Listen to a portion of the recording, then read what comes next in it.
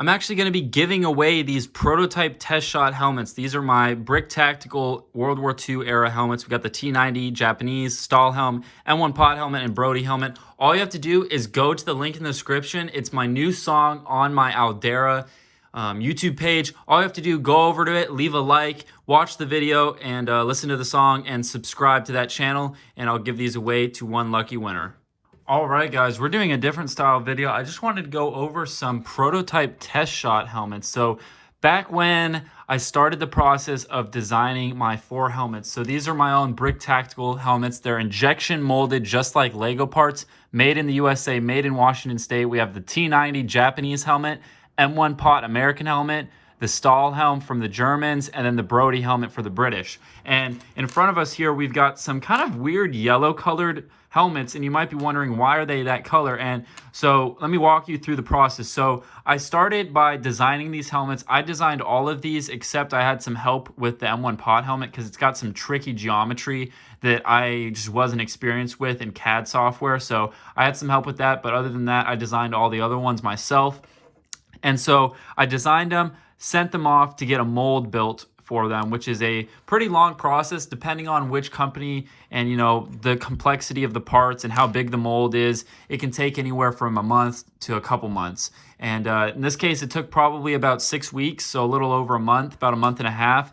And once the mold's done, they assemble the mold and test it with their own injection molding machines and send you back some test shots. And that's what these yellowish helmets are. And I actually have some in like a pinkish red and an orange color that they sent as well, because I asked for a couple different colors. Now, I could have specified and said, hey, could you send me black or white or, you know, whatever color, but I kind of forgot, and they just sent me these random colored helmets, which is totally okay with me. I don't really care about the color. So basically what this allows me to do is they send back these helmets, and let me grab a minifigure here for demonstrational purposes here. So I get these helmets back, and then I can test the fit. You know, how well does it fit? Is it a nice fit? Does it fall off? In this case, it's a perfect fit. And then also the things you can test are how far down does the helmet sit? So obviously this face doesn't really help because it's a blank head. So let me grab, oh, this is a good example. This is a classic American used head for American minifigures here. So, you know, we can take, let's say, the M1 Pod helmet, for example, and there you can see the front, and we can push it down, and you can see how it doesn't totally cover the eyebrows and it doesn't cover the eyes, obviously. And another thing you can test with these test shots is, for example, let's grab a Lego backpack. So these are all the things that you have to think about when you're making accessories for Lego figures. You know, you have to think about how the figure is going to be used. For example, let's say he has a backpack.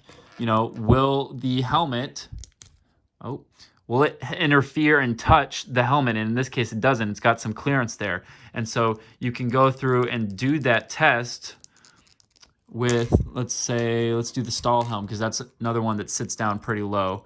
So in this case, I can't even tell. I think it barely touches there.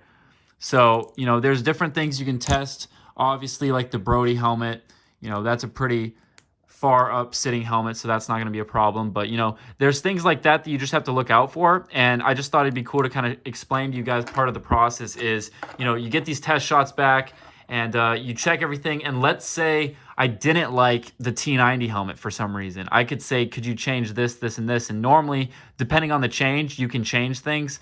It does get expensive if it's a drastic change. You want to try to get these designs as perfect as you can beforehand. But yeah, that's kind of what these test shots look like. Pretty much the exact same as the production ones. So obviously here we've got the tan T90 helmet for the Japanese figures. Looks awesome, fits on there great. My favorite is probably the M1 Pod helmet and the Stahlhelm. So this is old. Oh man, I always get, it's ODG, olive drab green. I always get that messed up. So we got that there. Gunmetal Stahlhelm's another great one. This is just such a classic helmet, and everyone knows, you know, it's German, and it's just a perfect helmet, perfect fit there. You know, it doesn't come off. but it pops right off. I love that. So I'm glad that we nailed that. This one I actually printed on. So this is a printed netting. You can actually buy this on my website. You can buy all these helmets and figures on my website in the description below. But here's the Brody. Once again, you just wiggle it off. Perfect fit. And I love it. It's a just beautiful helmet, super simple. And as you can see, I have a bunch of different colors. So we have, gunmetal, tan, olive drab green, another tan. I've got olive green, or yeah, just normal olive green, dark tan, white. So there's plenty of different colors. And then, like I said, I also offer some different camo ones. So, there's camo, there's netting. Let's see, I got another one over here. Like I printed a peace sign on this one. So all sorts of different versions. I just thought it'd be cool to show you guys some of these test shots and kind of explain part of the process of the injection molding Lego accessories, custom Lego accessories. So I thought that'd be kind of cool.